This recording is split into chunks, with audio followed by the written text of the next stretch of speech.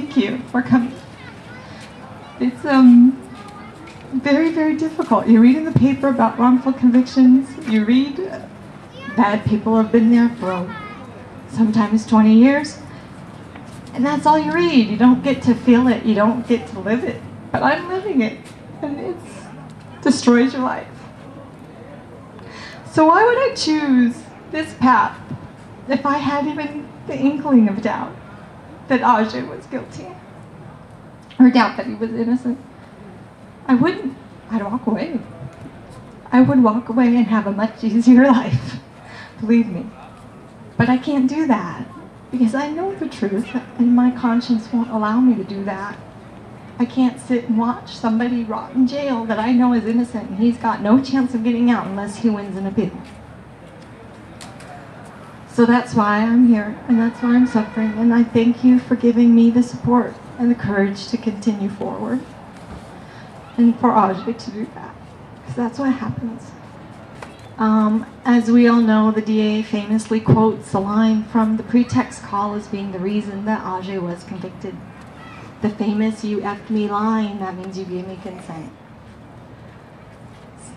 Several problems. One, that's not an accurate quote. But what the DA forgot to tell you is that there was another supposed admission. I say supposed because we know factually it was never an admission.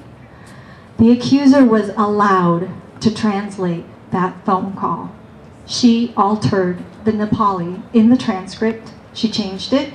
The DA typed it up, gave it to the jury. The jury had that transcript in front of them when they listened to the phone call. And the DA the judge instructed them, since none of you speak Nepali, you are to rely on this transcript. That's outrageous. She gets to alter his words, insert words in his mouth, and they have to rely on it.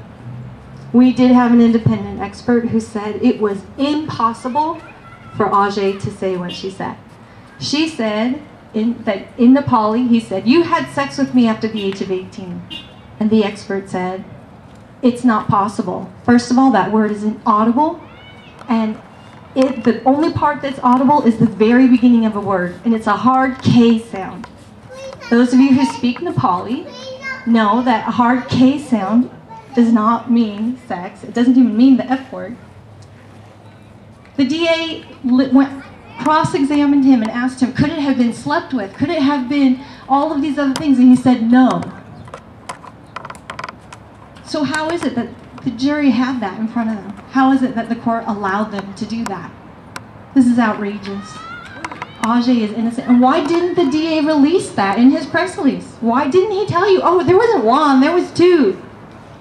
And if there was two, then why did she have to lie? I mean, if there was even a one, why? Because she knew that one wasn't what she thought it was, what the DA wanted to say it was. And why?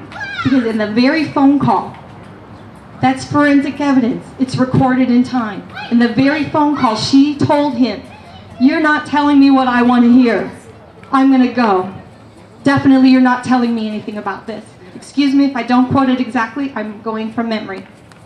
But several times in that phone call, she threatened to hang up because she wasn't getting what she wanted. After that line, she said, "You're not giving me what you want." He said, "Why are you so angry?" So at that moment in time, that's cemented with a recording, she didn't believe that as an admission. If she wants to come 5 years later and change her story, that's exactly what she did. And that's what came out in the media.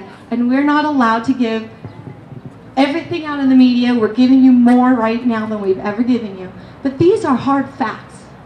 You will see it in the brief, because I want you guys to look at this case. Ajay wants you to look at this case. He wants you guys to be 100% positive, like I am, is that he's innocent. I can say a lot more things, but if there's only one thing I want you to walk home with, that is it. She was allowed to change that transcript. The judge and the DA gave it to her when they heard that phone call. They told her to rely on it. She said that there was a line where he said, "You had sex with me?" And the expert said, "Absolutely not."